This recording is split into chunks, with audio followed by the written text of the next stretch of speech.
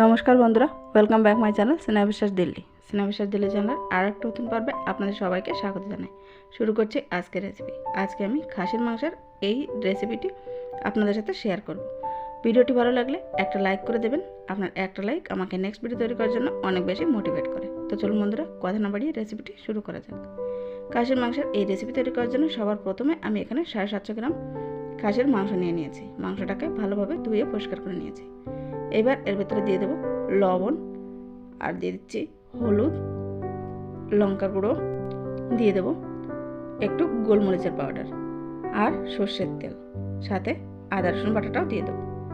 এইবার এই সব উপকরণ ভালোভাবে মেখে নিতে হবে। আপনারা চেষ্টা করবেন হাত দিয়ে মেখে নেওয়ার জন্য। আমি আজকে খুন্তি দিয়ে একটু মেখে নিচ্ছি।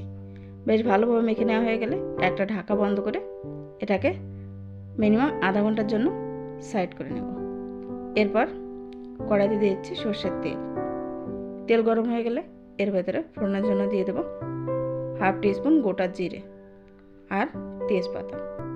ফোড়নটা একটু ফুটে গেলে এর ভেতরে দিয়ে দেবো পেঁয়াজ কুচি। মিডিয়াম সাইজের 3টে পেঁয়াজ আমি এখানে কুচি করে কেটে নিয়েছি। পেঁয়াজগুলোকে দিয়ে কালার চেঞ্জ হওয়া পর্যন্ত ভেজে নেব। পেঁয়াজের কালারটা একটু চেঞ্জ হয়ে গেলে এর ভেতরে দিয়ে দেবো আদা এবং রসুন বাটা। আদা রসুনটা দিয়ে পেঁয়াজের সাথে আবারও খুব ভালোভাবে ভেজে নেব, যতক্ষণ না পর্যন্ত আদা রসুনের কাঁচা গন্ধটা চলে যাচ্ছে। আদা রসুনের কাঁচা গন্ধ চলে গেলে এর ভেতরে দিয়ে দেবো গুঁড়ো মশলাগুলো।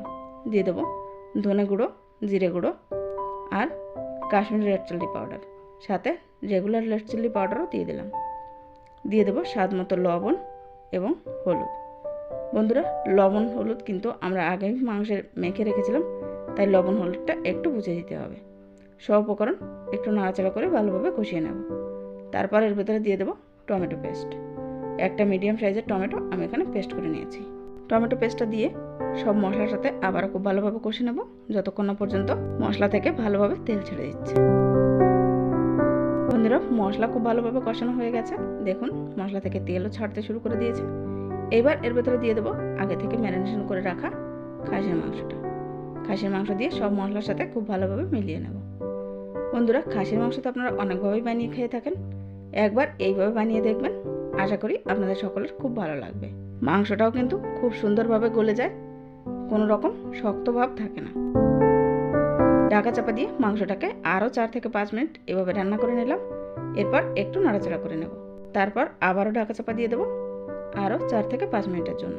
ঢাকা চাপা দেওয়ার ফলে কী হবে, মাংস থেকে বেশ অনেকটাই জল ছাড়তে শুরু করে দেবে এবং এই জলেই মাংসটা খুব ভালোভাবে কষিয়ে নেওয়া হয়ে যাবে। তো বন্ধুরা, আবারও 4 থেকে 5 মিনিট পর ফিরে এলাম। দেখুন, মাংস থেকে বেশ অনেকটাই পরিমাণে জল ছেড়ে দিয়েছে। এইবার গ্যাসের ফ্লেমটা লোতে রেখে ভালোভাবে মাংসটাকে ঢাকা খুলে কষিয়ে নিতে হবে। দেখুন বন্ধুরা, মাংসটা কিন্তু বেশ ভালোভাবে কষিয়ে নেওয়া হয়ে গেছে। এইবার আমি এই মাংসটা সেদ্ধ করার জন্য একটা কুকার ইউজ করছি।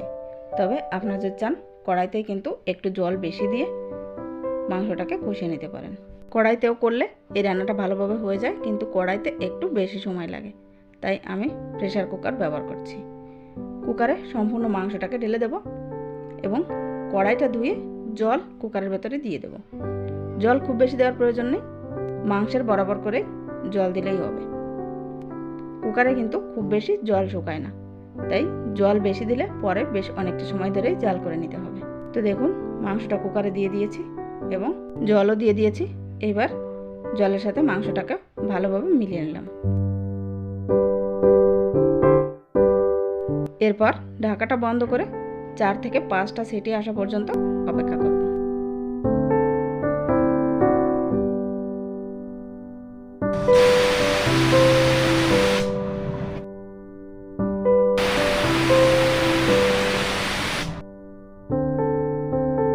বন্ধুরা, 4 থেকে 5টা সিটি এসে গেছে।